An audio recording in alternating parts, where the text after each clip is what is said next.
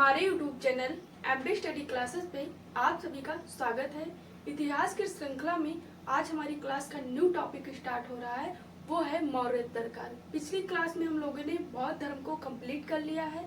आज के क्लास में हम लोग देखेंगे मौर्य के बाद किन किन राजवंशों ने भारत की भूमि पे शासन किया। तो आइए स्टार्ट करते हैं। आज के क्लास का जो टॉपिक है वो है मौर्योत्तर काल। मौर्योत्तर काल के समय की पीरियड की बात करें तो 200 बीसी के बाद का जो समय है वो मौर्योत्तर पीरियड के नाम से जाना जाता है। जान लेते हैं कि मौर्योत्तर पीरियड क्या है।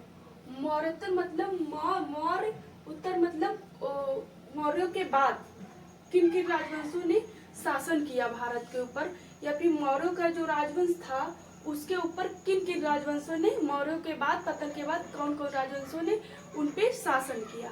तो मौर्योत्तर का मतलब यही हुआ कि मौर्यों के बाद का शासन किन राजवंशों का हुआ उन क्षेत्रों पे। आज की क्लास में हम लोग पढ़ेंगे मौर्योत्तर काल। मौर्योत्तर काल की बात करें कि अगर मौर्यों के साम्राज्य की बात करें कि तो मौर्य का साम्राज्य जो अगर हम देखें थोड़ा मैप के माध्यम से समझ विकसित करने के लिए, तो जैसे कि मौर्य के साम्राज्य की बात करें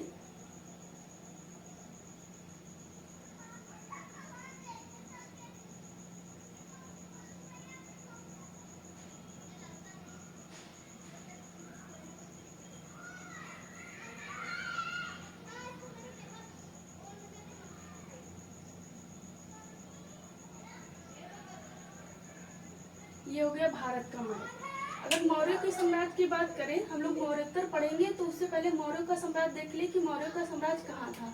तो मौर्य का जो साम्राज्य था ये दक्षिण में जो है ना कर्नाटक का था, और ये यहाँ तक जो वर्तमान का पाकिस्तान, अफगानिस्तान, ईरान है, वो ये वाली जो एरिया थी, ये वाली एरिया ये मौर्य के साम्राज्य में थी। मौर्य का साम्राज्य कुछ इतना बड़ा था।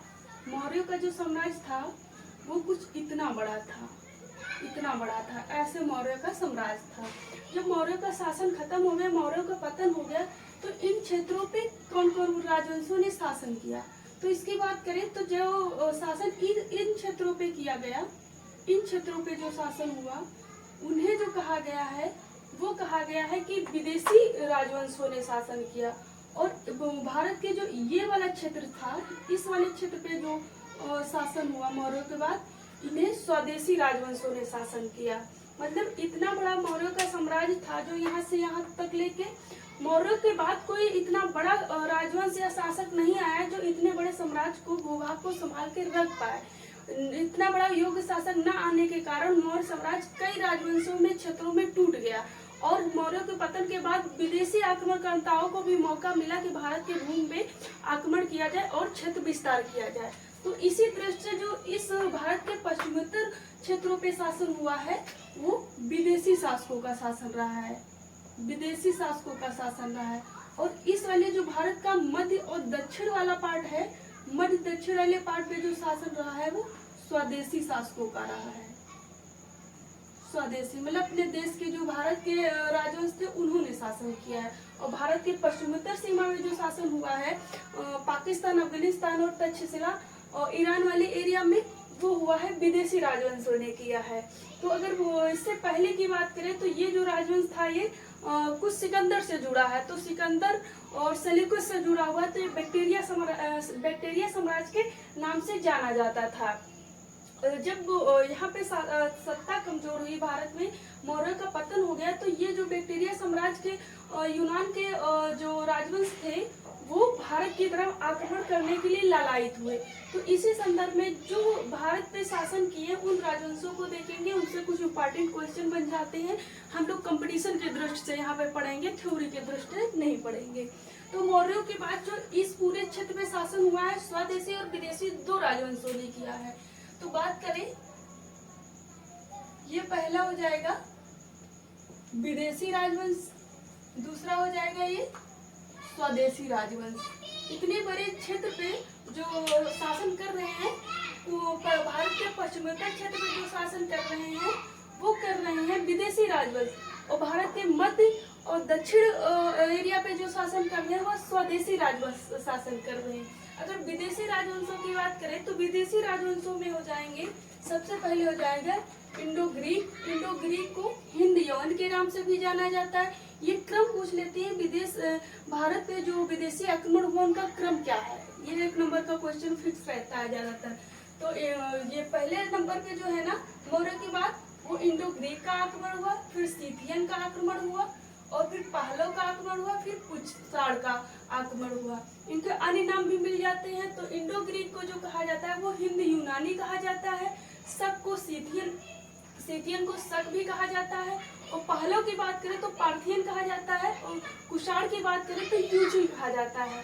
तो ये भी एक शक, सीथियन, पहलव, कुषाण ये क्रम मिल सकता है। इसके बाद मिल सकता है हिंद यवन, शक, पहलव, शक, पार्थियन और कुषाण या यूची मिल सकता है।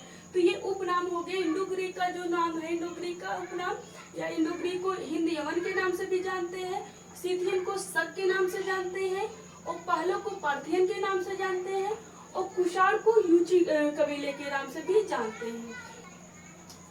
ये हो गए विदेशी राज्य जो भारत के पश्चिमोत्तर हिस्सों पे शासन किए हैं।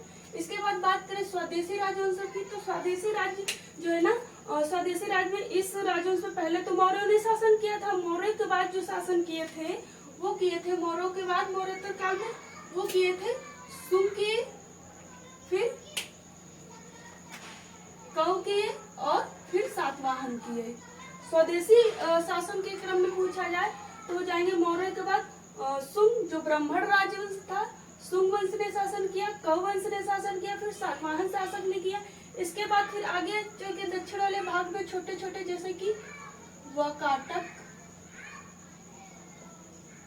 वकाटक ने शासन किया, और इक्ष्वाकु ने शासन किया, फिर उसके बाद पहलव ने शासन किया, उसके बाद पल्लवों ने शासन किया, अमीर ने शासन किया। ये राजवंश फिर छोटे छोटे भागों में दक्षिण भारत के सातवाहन के बाद शासन किए। तो जो ये मेन क्रम है शुंग, कौ, सातवाहन, उसके बाद अबीर हो जाएंगे, पल्लव हो जाएंगे, काटक हो जाएंगे, इक्ष्वाकु हो जाएंगे। ये छोटे छोटे राजवंश जो थे छोटे छोटे क्षेत्रों में जो है ना शासन किए। कौन से क्षेत्र में किए थे? तो इस वाले क्षेत्र में किए थे, ये स्वदेशी वाली शाखा। और विदेशी शाखा जो शासन की थी वो इस वाले क्षेत्र में की थी। ये हो गई विदेशी और स्वदेशी राजवंश जो मौर्योत्तर काल के बाद भारत में स्थापित हुए। तो इसके बाद हम एक एक उठा के देख लेते हैं। इंडो ग्रीक के राजवंश की बात करें, कौन कौन से राजा थे जो भारत पे शासन किए, आक्रमण किए। फिर सीथियन देख लेंगे, फिर पहलव देख लेंगे, फिर कुषाण देखेंगे, फिर शुंग, कौ और सातवाहन देखेंगे। तो ये क्लास का हमारा जो है ना ये क्रम रहेगा देखने का। तो पहला हम देखते हैं विदेशी राज्य में, वो देख लेते हैं इंडो ग्रीक। इंडो ग्रीक या फिर कह सकते हैं हिंद यवन राजवंश देख लेते हैं जो भारत पे आक्रमण के राजवंश स्थापित किए। अगर विदेशी राजवंश में देखें तो विदेशी राजवंश में सबसे पहले देखेंगे इंडो ग्रीक। तो इंडो ग्रीक की बात करें तो इंडो ग्रीक की जो है ना वो 2 शाखा पाई जाती है। वो कौन कौन सी थी? तो पहली शाखा जो थी वो थी पहली शाखा यूक्रोटाइटिस शाखा, दूसरी जो थी वो थी डेमेट्रियस शाखा। ये इंडो ग्रीक की कितनी शाखाएं थी? तो इंडो ग्रीक की जो शाखाएं थी या फिर हिंदी वाले की जो शाखाएं थी वो पहली 2 शाखाएं थी। पहली थी यूक्रोटाइटिस और दूसरी थी डेमेट्रियस शाखा थी। अगर इन शाखाओं में से जो राजा जो है ना इम्पोर्टेंट है उनको हम लोग देखेंगे जिससे क्वेश्चन बन जाते हैं। तो अगर यूक्रोटाइटिस शाखा की बात करें तो यूक्रोटाइटिस शाखा की जो इंडो ग्रीक शासक थे उन्होंने जो अपनी राजधानी बनाई थी वो तक्षशिला बनाई थी। तो पूछा जाए कि यूक्रोटाइटिस जो शाखा थी इंडो ग्रीक राजवंशों की वो अपनी राजधानी कहाँ बनाया था? तो उन्होंने अपनी राजधानी जो बनाया था तक्षशिला को बनाया था। तक्षशिला जो पड़ता है कुछ यहाँ पड़ता है। इसके भागभद्र के दरबार में अपना राजदूत भेजा था और इसके द्वारा विदिशा या फिर कह सकते हैं बेस नगर में एक गरुड़ स्तंभ स्थापित किया था। जो है ना यूक्रोटाइटिस शाखा के जो शासक थे एंटियोकस, इन्होंने शुंग वंश के जो 9वें शासक थे, इनका क्रम था 9वें शासक भागभद्र के दरबार में हेलियोडोरस नामक राजदूत भेजा था, जो वैष्णव धर्म को देखा जाता है पहली बार यहाँ पे जो है ना वैष्णव धर्म का एक अभिलेखी साक्ष्य मिलता है, और इन्होंने विदेशी शासक होते हुए वैष्णव धर्म को अपनाया था, ऐसा उल्लेख मिलता है। तो इन्होंने अपने हेलियोडोरस को भेजा था और इसके द्वारा एमपी में बेसनगर या फिर एमपी में एक गरुड़ स्तंभ स्थापित किया था, ऐसा उल्लेख मिलता है। ये एंटियालकिड्स के बारे में, तो ये पूछा जाता है एंटियालकिड्स के बारे में, तो ये शाखा में केवल इतना ही इम्पोर्टेंट है। अब दूसरी शाखा हम लोग देख लेते हैं, जो है ये डेमेट्रियस शाखा। डेमेट्रियस शाखा के जो हमारे लिए पढ़ने योग्य राजा हैं वो है यूथिडेमस, डेमेट्रियस है, मिनांडर है और स्ट्रेटो है। तो अगर हम बात करें डेमेट्रियस शाखा की राजधानी क्या थी, तो डेमेट्रियस शाखा की जो राजधानी थी वो थी साकल, या फिर इसको वर्तमान में सियालकोट कहते हैं, जो पंजाब वाले क्षेत्र में पड़ता है। यूक्रेटाइटिस शाखा की जो राजधानी थी वो तक्षशिला थी। इस वंश का सबसे महत्वपूर्ण जो राजा था भारत के संदर्भ में वो एंटियालकिड्स था। डेमेट्रियस शाखा की जो राजधानी पाई जाती है वो पंजाब साकल या पंजाब या फिर साकल कोट पाई जाती है, जो वर्तमान पंजाब वाला क्षेत्र है। यूथिडेमस के बारे में मतलब एग्जाम के दृष्टि से बहुत कुछ नहीं है। इसके बाद है ये डेमेट्रियस सबसे महत्वपूर्ण हो जाता है, क्योंकि मौर्य के बाद जो हिंद यूनानी भारत के सर्वप्रथम आक्रमण किए थे वो डेमेट्रियस प्रथम ने किया था। इसको डेमेट्रियस प्रथम कह सकते हैं, डेमेट्रियस प्रथम कह सकते हैं। और डेमेट्रियस प्रथम की ये भी मतलब उपलब्धि रही कि उन्होंने ही सबसे पहले भारत में लेख युक्त जो सिक्के थे, लिखे हुए सिक्के जो जारी किए थे वो डेमेट्रियस प्रथम ने जारी किया था। इसके बाद डेमेट्रियस सेकंड रहते हैं, लेकिन उसका कुछ खास महत्व भारत के संदर्भ में नहीं रहता। तो डेमेट्रियस प्रथम जो डेमेट्रियस शाखा का राजा था, इन्होंने भारत पे सर्वप्रथम जो है ना हिंद यूनानी आक्रमण में किसने आक्रमण किया था, तो डेमेट्रियस ने किया था इंडो ग्रीक में। और डेमेट्रियस जो है ना ये 2 नगरों की स्थापना किया था। किसके किसके किया था, तो दत्तमित्र का किया था,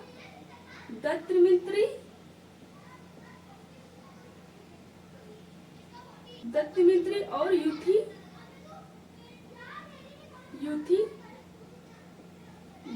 किया था। इन 2 नगरों की स्थापना किसने किया था, तो ये सिकंदर जैसे ही कुछ दिखाई देता है कि डेमेट्रियस ने भारत पर प्रथम बार आक्रमण किया इंडो ग्रीक शासकों में, और इन्होंने सबसे पहले भारत में लेख युक्त सिक्के जारी किए और मित्री और यूथिडेमस नामक नगरों की स्थापना की थी। ये हो गई बात डेमेट्रियस के बारे में। डेमेट्रियस के बाद एक और शासक आता है जिसका नाम है अगाथोक्लीज।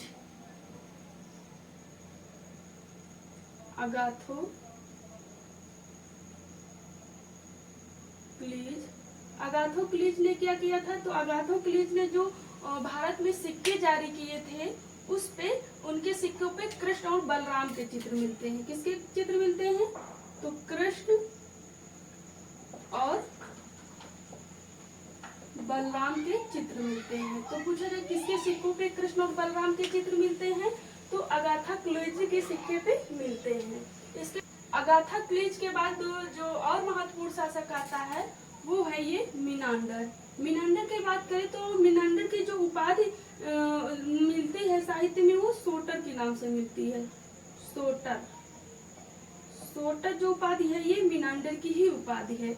मिनांडर डेमेट्रियस शाखा में महत्वपूर्ण शासक हो जाता है।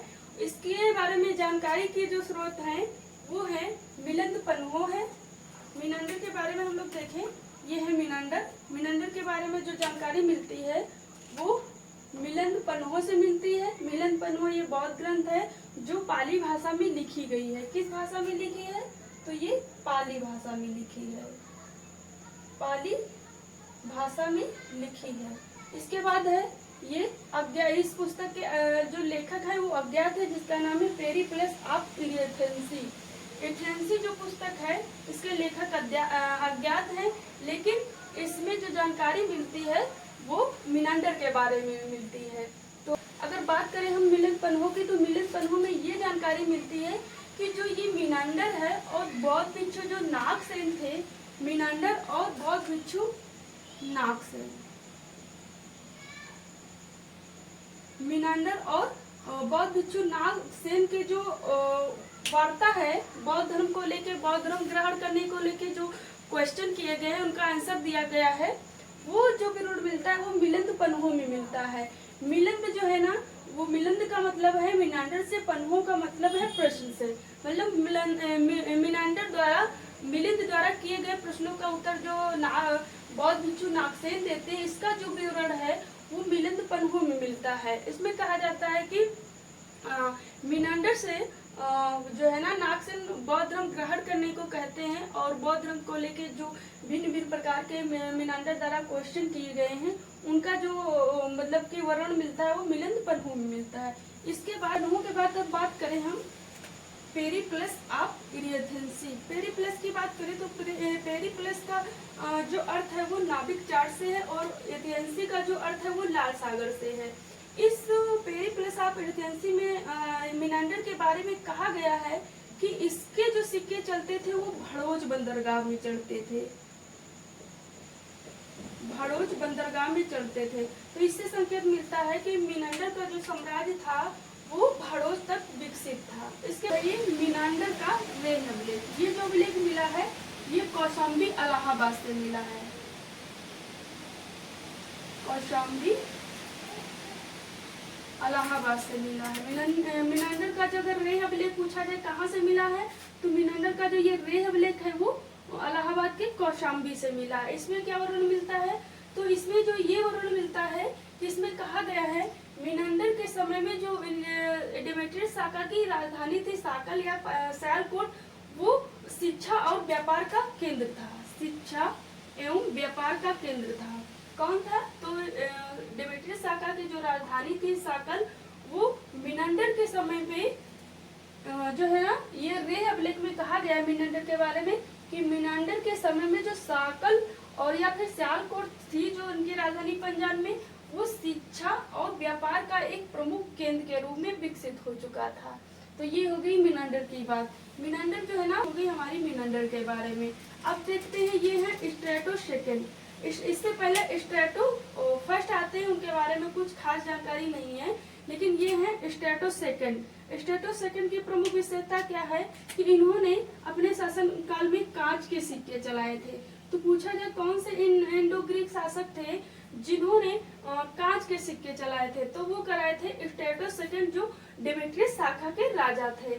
हम लोग आके देखेंगे सातवाहन काल में शीशे या कांच के सिक्के चलते हैं, और वही शीशे और कांच के सिक्के स्ट्रेटो सेकंड ने भी चलाया था जो डेमेट्रियस शाखा से संबंध रखते थे और इंडो ग्रीक राजा थे। ये हो गई दोनों शाखाओं में जो प्रमुख राजा थे। तो हम लोगों ने इंडो ग्रीक को कंप्लीट कर लिया। इससे जो इम्पोर्टेंट शासक थे, इसमें क्या इम्पोर्टेंट हो सकता है, वो है एंटियोकस जिन्होंने अपना एक राजदूत हेलियोडोरस भेजा सुम शासक भागभद्र के दरबार में, जो और एमपी में एक गरुड़ ध्वज स्तंभ स्थापित किया। इसके बाद इस शाखा में ये है यूथिडेमस, ये कुछ इम्पोर्टेंट नहीं है ज्यादा। ये है डेमेट्रियस प्रथम जो भारत में प्रथम आक्रमण करते हैं। इसके बाद है अगाथोक्लीज जो उनके सिक्के पे कृष्ण और बलराम के चित्र मिलते हैं। उसके बाद है मीनांडर की उपाधि जो है ना वो शोटर भी है, और इनके बारे में जो जानकारी का स्रोत है वो मिलिंद पन्हों है, जिसमें बौद्ध भिक्षु नागसेन और मीनांडर के बौद्ध धर्म को लेकर किए गए क्वेश्चन के बारे में जानकारी मिलती है। इसके बाद है पेरिप्लस ऑफ एथेंसी, जिसमें कहा गया है कि मीनांडर के जो सिक्के थे वो भड़ोज बंदरगाह में चलते थे। इसके बाद है इनका मीनांडर का रेह अभिलेख जो कौशाम्बी से प्राप्त हुआ है। इसमें जो है ना कहा गया है कि मीनांडर के साम्राज्य की जो राजधानी थी साकल या सियालकोट, वो शिक्षा और व्यापार का प्रमुख केंद्र था। तो ये हमारी कंप्लीट हो गई विदेशी शाखा में इंडो ग्रीक राजवंश। अब देख लेते हैं स्थितियन को शक के नाम से भी जाना जाता है। शक की शाखा विदेशी राजवंश जो दूसरा क्रम है वो शक राजवंश का है। शक राजवंश को जो है ना स्थितियन के नाम से भी जाना जाता है। इनकी बात करें तो शकों की जो शाखाएं थी कुल 5 शाखाएं थी। 5 शाखाओं में एक शाखा जो चली जाती है वो अफगानिस्तान चली जाती है, और एक शाखा जो है ना तक्षशिला को अपना केंद्र बनाती है, दो जो है ना फिर तीसरी मथुरा को बनाती है, चौथी जो है ना मलवा को बनाती है और पांचवी नासिक को अपना केंद्र बनाती है। तो इससे अगर बात करें यहाँ पे, तो यहाँ पे शकों की जो शाखाएं थी वो कुल 5 शाखाएं थी।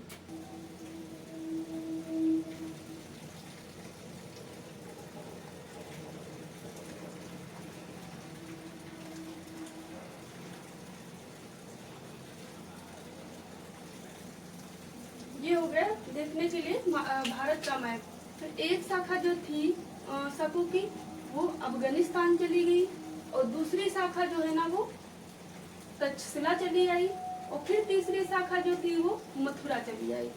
फिर इसके बाद जो है ना वो चौथी शाखा जो थी वो मालवा आ गई और पांचवी शाखा जो है ना वो नासिक आ गई। तो इस क्षेत्र में जो शाखा आई, इस क्षेत्र में जो शाखा आई, इन शाखाओं को जो नाम दिया गया वो उत्तरी क्षेत्रप दिया गया और इस क्षेत्र में जो शाखाएं आई इन्हें जो है ना पश्चिमी क्षेत्रप के नाम दिया गया। इनको उत्तरी क्षेत्रप नाम दिया गया और इनको पश्चिमी क्षेत्रप नाम दिया गया। तो उत्तरी जो क्षेत्रप थे उनके अंतर्गत कौन कौन सी आती थी, तो वो आते थे तक्षशिला वाले शाखा वाले आते थे, मथुरा वाले आते थे और पश्चिमी शाखा में जो आते थे मलवा और नासिक वाले आते थे। तो अगर बात करें शकों की शाखाओं की, तो इन 4 शाखाओं को 2 क्षेत्रों में बांटा जाता है जिनको कहा जाता है पहला उत्तरी क्षेत्रप, दूसरा पश्चिमी क्षेत्रप या फिर दक्षिणी क्षेत्रप के नाम से भी मिलता है। तो शकों की 2 शाखाएं हो जाती है, उत्तरी क्षेत्रप फिर हो जाती है पश्चिमी क्षेत्रप और टोटल 5 शाखाएं। उसमें से उत्तरी क्षेत्रप में 2 शाखाएं आ जाती हैं, पश्चिमी क्षेत्रप में 2 शाखाएं आ जाती हैं, एक शाखा जो है ना अफगानिस्तान चली जाती है। तो जो है ना उत्तरी शाखा में जो पहली शाखा थी वो अपना जो केंद्र बनाती है वो तक्षशिला को बनाती है। दूसरी जो बनाती है इनकी 2 शाखाएं हैं उत्तरी क्षेत्रप की, पहली ये तक्षशिला, दूसरी मथुरा की शाखा। अगर पश्चिमी क्षेत्रप की बात करें तो ये पहली शाखा है मालवा और दूसरी है नासिक। पश्चिमी क्षेत्र में मालवा और नासिक की शाखाएं आती थी, उत्तरी क्षेत्र में तक्षशिला और मथुरा की शाखाएं आती थी। इनमें जो महत्वपूर्ण शासक हो जाते हैं, उत्तरी क्षेत्र में जो तक्षशिला शाखा के क्षत्रप थे, शक थे, उनके कौन कौन से महत्वपूर्ण शासक हैं, वो थे माउस थे, एजिस थे और एजिलिसिस थे। इनके कोई महत्वपूर्ण जो है ना क्वेश्चन बनने की संभावना नहीं रहती है। बस ये जान लेते हैं कि उत्तरी क्षेत्र में जो तक्षशिला वाले शक थे, उस राजवंश के जो शासक थे वो माउस थे, एजिस थे और एलिजेसिस थे। इसके बाद मथुरा वाली शाखा क्षेत्र की बात करें तो इसमें जो राजा पाए जाते हैं वो हगामन राजा पाए जाते हैं और राजा सोडास पाए जाते हैं। मथुरा वाले में हगामन राजा पाए जाते हैं, सोडास पाए जाते हैं। तक्षशिला में माउस पाए जाते हैं, एजिस पाए जाते हैं और एलिजेसिस पाए जाते हैं। अब पश्चिमी क्षेत्रों की बात करें तो पश्चिमी क्षेत्रों को 2 भागों में बांटा गया है, मलवा के क्षेत्र और नासिक के क्षेत्र। मालवा के क्षेत्र की बात करें तो यहाँ पे कर्दमक वंश पाया जाता था। जो कर्दमक वंश के सबसे महत्वपूर्ण शासक थे वो रुद्रदामन थे। इनकी बात करें तो जो है ना रुद्रदामन के बारे में हम लोग सेपरेट देखेंगे, क्योंकि रुद्रदामन जो है ना पश्चिमी क्षेत्र में मलवा शाखा के महत्वपूर्ण मतलब के राजा हो जाते हैं सब। और इनके अंदर जो है ना ये अच्छाई थी कि विदेशी होते हुए भी इस स्वदेशी शासक जैसा व्यवहार करते थे। सबसे महत्वपूर्ण यहाँ हो जाता है कि हम लोग देखते हैं विक्रम संवत 57 BC का जो चलता है। विक्रम संवत की बात करें तो विक्रम संवत की ये हिस्ट्री है कि जो है ना मालवा के एक स्थानीय शासक थे विक्रमादित्य। मालवा के स्थानीय शासक थे विक्रमादित्य, जिन्होंने मथुरा के शासक को हरा दिया था। मथुरा के शासक को जो हराया था तो उतना जो समय पीरियड था वो 57 BC था। इसीलिए इस घटना को विक्रम संवत नाम दिया गया। इसे कृत संवत के भी नाम से जाना जाता है, विक्रमादित्य संवत के नाम से जाना जाता है और विक्रम संवत के नाम से जाना जाता है। तो जो विक्रम संवत थे वो मालवा के ही स्थानीय शासक थे जिनका नाम था विक्रमादित्य। उन्होंने मथुरा के जो शक क्षत्रप थे उनके राजा को हराया था। हराने की जो घटना का समय था वो 57 BC था।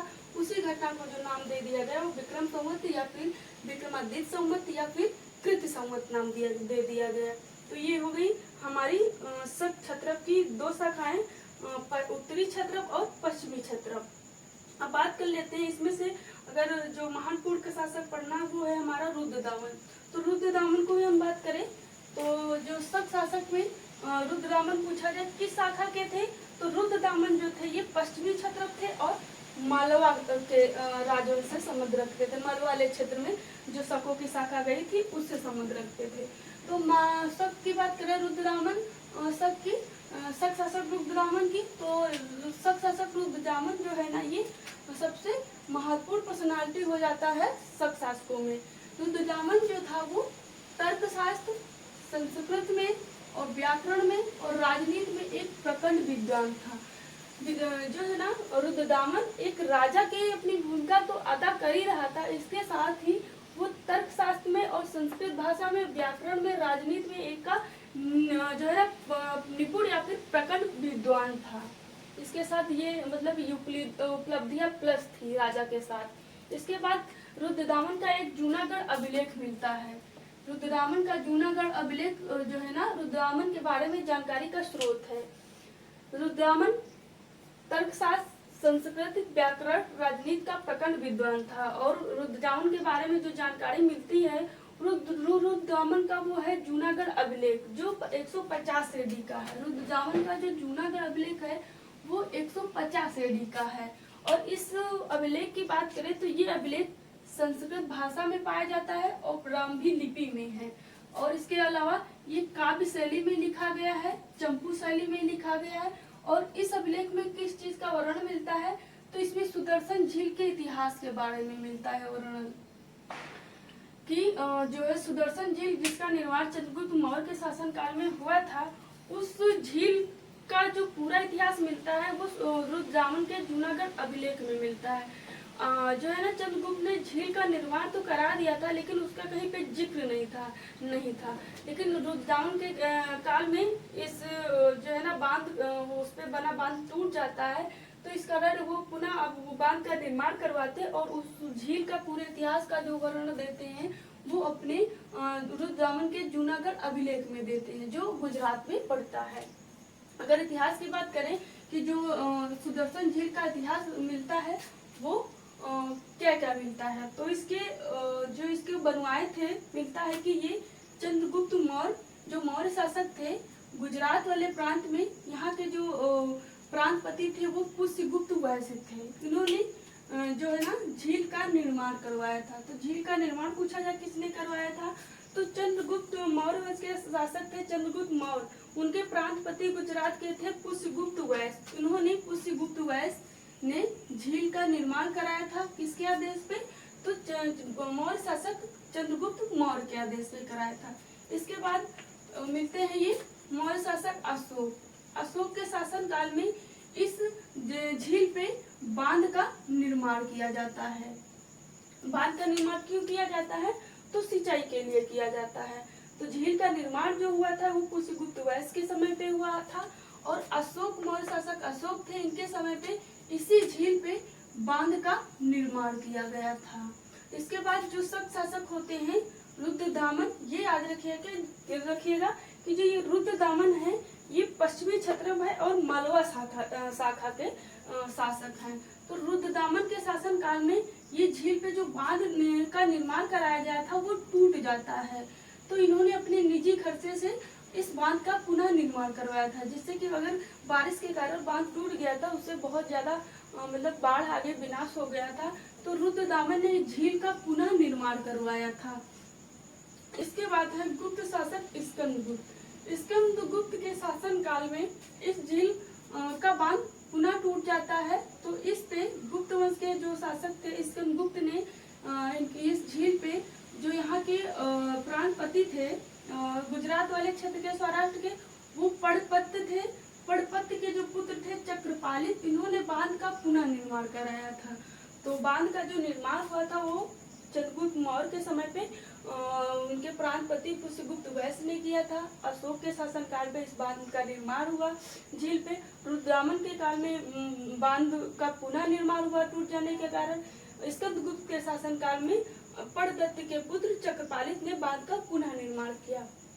इस झील के बाद देख लेते हैं तो ये रुद्रदामन थे, इन्होंने योधय जनजात पे आक्रमण किया था। रुद्रदामन ने योधय जनजात पे आक्रमण किए थे और इन्हें पराजित किया था। और योधय जनजात के जो सिक्के पाए गए हैं वो रोहतक से पाए गए हैं, रोहतक हरियाणा से पाए गए हैं। उसी से ज्ञात होता है कि जो है ना रुद्रदामन ने योधय जनजात पे आक्रमण किया था और उनको पराजित किया था। इसके बाद जो है ना रुद्रदामन ने जो है ना सातवाहन शासक वाशिष्ठपुत्र पुरमार्मी को 2 बार पराजित किया था, लेकिन उन्होंने छोड़ दिया नहपान। यहाँ पे एक शाखा छूट गई है, जो पश्चिमी क्षत्रपों की शाखा है वो मालवा को हम लोगों ने देख लिया है। जो मालवा में सबसे इम्पोर्टेंट है वो रुद्रदामन है। दूसरी जो शाखा है पश्चिमी क्षत्रप की वो है नासिक है। यहाँ पे चेस्टर वंश पाया जाता है और इस नासिक शाखा के जो संस्थापक थे वो भूमक थे और इसके महत्वपूर्ण शासक जो थे वो नहपान थे। तो हम लोग नहपान को देख लेते हैं, नहपान से एक आध क्वेश्चन बन जाते हैं। तो ये जो नहपान है, सब शासक नहपान, वो नासिक के शासक, नासिक पश्चिमी क्षत्रप के नासिक के शासक हैं। तो अगर बात करें इनके बारे में जानकारी, तो इनके बारे में जो जानकारी मिलती है वो मिलती है पेरिप्लस ऑफ इरेथेंसी। पेरिप्लस ऑफ इरेथेंसी में कहा गया है नहपान के बारे में, इन्होंने जो अपनी राजधानी बनाया था वो भीमनगर बनाया था। किसको बनाया था? भीमनगर बनाया था, जो भड़ोच और उज्जैन के बीच में थी। भीमनगर इनकी राजधानी कहाँ थी? हम लोग मीनांदर के बारे में देखे थे कि इसी से ये जानकारी मिली थी कि पेरिप्लस ऑफ इरेथेंसी से कि जो है ना मीनांदर के सिक्के भड़ोच बंदरगाह में चलते थे। लेकिन नहपान के बारे में जो जानकारी हमें मिल रही है पेरिप्लस ऑफ इरेथेंसी से, उसमें लिखा है कि नहपान की जो राजधानी थी वो भीमनगर थी, जो भड़ोच और उज्जैन के बीच में थी। इसके बाद नहपान को शक शासक जो थे गौतमीपुत्र सातकर्णी ने 2 बार हराया था। ये जो नहपान शासक था, इस नहपान शासक को सातवाहन शासक जो थे गौतमीपुत्र सातकर्णी जो थी, ये गौतमीपुत्र सातकर्णी नहपान को 2 बार पराजित किए थे और पराजित करके इनके सिक्कों को पुनः टंकन करवाया था। मतलब जो नहपान के सिक्के थे, इनके सिक्कों पे पुनः अंकन करवाया था। नहपान को गौतमीपुत्र सातकर्णी जो सातवाहन शासक थे वो 2 बार पराजित किए थे और नहपान के सिक्कों का पुनः टंकन करवाया था। पुनः टंकन का मतलब है कि जो नहपान के सिक्के थे उन्हीं सिक्कों पे दूसरी तरफ जो चिन्ह बनवाया था वो अपना बनवाया था। तो एक तरफ जो चिन्ह पाया जाता है नहपान के सिक्के पे वो नहपान का पाया जाता है, दूसरी तरफ जो चिन्ह पाया जाता है वो गौतमीपुत्र सातकर्णी का पाया जाता है। तो पूछा जाए कौन सा शासक था जो सिक्कों को पुनः टंकन करवाया था, पुनः अंकन करवाया था अपना जीत के, तो गौतमीपुत्र सातकर्णी शक शासक नहपान को हराकर उसके सिक्कों को पुनः टंकन करवाया था। और इसकी जो निधि प्राप्त होती है वो प्राप्त होती है जोगल थम्बी नामक स्थल से प्राप्त होती है। जो ये सिक्कों को पुनः टंकित करवाया था सातकर्णी ने, इसके सिक्कों की जो निधि प्राप्त हुई है वो जोगल थम्बी नामक स्थान से प्राप्त हुई है। किस स्थान से प्राप्त हुई है? तो जोगल थम्बी नामक स्थान से प्राप्त हुई है। इसके बाद जो है ना नहपान का जो दामाद था उषोदत्ता, जो सातवाहनों से संबंध रखता था। नहपान का जो दामाद था वो उषोदत्ता, नहपान का जो दामाद था उषोदत्त, वो सातवाहनों से संबंध रखता था। ये नहपान के बारे में जानकारी होगी। अब देख लेते हैं पहलो या फिर पार्थियन को। तो पहलो पार्थियन में कुछ महत्वपूर्ण नहीं है, जो शासक है उनको देख लेते हैं। अगर पहलो की बात करें तो पहलो के जो शासक थे पहले वो माउस थे, उसके बाद मिथिडेट्स थे जो पहलो वंश के संस्थापक माने जाते हैं। इसके बाद है ये गोंडोफर्नीज या फिर इनको गुंदर के नाम से भी जाना जाता है या फिर बिंदफड़ के नाम से भी जाना जाता है। तो जो है ना पहलो वंश के जो सबसे महत्वपूर्ण शासक थे वो गोंडोफर्नीज थे, गुंदर थे, इन्हें बिंदफड़ के नाम से भी जाना जाता है। तो अगर बात करें ये जो पहलो वंश के गोंडोफर्नीज शासक हैं, ये गोंडोफर्नीज का एक अभिलेख मिलता है जिसको कहा जाता है गोंडोफर्नीज का तख्ते बही अभिलेख। गोंडोफर्नीज का तख्ते बही अभिलेख ही पूछा जाता है कि तख्ते बही अभिलेख किसका है। तो तख्ते बही अभिलेख जो है ना पहला शासक गोंडो फर्निच का है। अगर इस अभिलेख के समय की बात करें तो वो है 20 से 41 एडी का है। तख्ते बही अभिलेख का समय पीरियड पूछा जाए तो 20 से 41 एडी के बीच का है। इसके शासन की सबसे महत्वपूर्ण घटना हो जाती है कि गोंडो फर्निच के शासन काल में एक ईसाई भारत आता है, उसका नाम है सेंट थॉमस भारत आता है, जो इसकी हत्या कर दी जाती है म्यालपुर में कर दी जाती है। तो म्यालपुर कहाँ पड़ता है, तो तमिलनाडु में पड़ता है। तो पहला शासक जो गोंडो फर्निच था उसके इसका अभिलेख जो है ना वो है तख्ते बही अभिलेख, और इसके शासन काल में एक ईसाई आता है जिसका नाम है सेंट थॉमस, जो आगे चल के हम लोग देखते हैं ये ईसाई जैसे आते हैं धर्म प्रचार के लिए या फिर अन्य काम के लिए, जैसे जहांगीर के काल में आए थे, अकबर के आए थे, वैसे ही उससे पहले प्राचीन काल में पहला शासक गोंडो फर्निच के शासन काल में आए थे जिनका नाम है सेंट थॉमस। ईसाई जो भारत आए थे इनकी हत्या कर दी गई थी। कहाँ की गई थी, तो म्यालपुर तमिलनाडु में की गई है। ये है आज की क्लास का टॉपिक। हम लोग देख लिए हैं मौर्योत्तर काल में इंडो ग्रीक, सीथियन और पहलो। अब देखेंगे कुषाण, फिर उसके बाद देखेंगे स्वदेशी राजवंश। तो आज की क्लास यहीं पे समाप्त करते हैं। बाकी आज के लिए जय हिंद।